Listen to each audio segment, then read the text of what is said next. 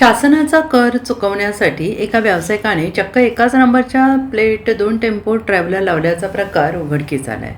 या प्रकरणी सांगलीच्या वाहतूक शाखेने कारवाई करत 2 वाहने जप्त करत गुन्हा दाखल केला आहे. या प्रकरणी पोलीस अंमलदार अविनाश कदम यांनी विश्रामबाग पोलीस ठाण्यात फिर्याद दिली आहे. संशयित प्रमोद दयानंद आवळे वय वर्ष 47 राहणार कवठेपिरान तालुका मिरज याच्यावर गुन्हा दाखल झाला आहे.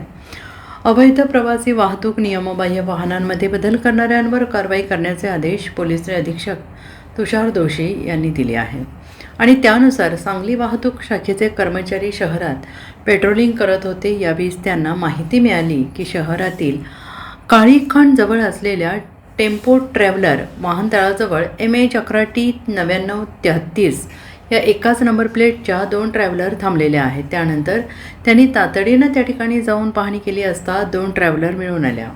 यावेळी या वाहनांचा चालक संशयित प्रमोद आवळे याच्याकडे चौकशी केली असता शासनाचा कर चुकवण्यासाठी स्वतःच्या फायद्याकरिता मूळ नंबर MH15GA 0739 हा बदलून त्या ठिकाणी 2 गाडीवर MH11T 9933 ही बनावट नंबर प्लेट लावली आहे आणि त्यानंतर शासनाची फसवणूक केल्याचे निदर्शनास आल्याने दोनही गाड्या ताब्यात घेऊन आवळे याच्या विरोधात विश्रामबाग पोलिसात गुन्हा दाखल केला आहे. सदरची कारवाई पोलीस निरीक्षक मुकुंद कुलकर्णी, सुधीर भालेराव, कर्मचारी अविनाश कदम आणि श्रीकांत खाडे यांच्या पथकाने केली आहे. Bureau report SPN Marathi, Sangli.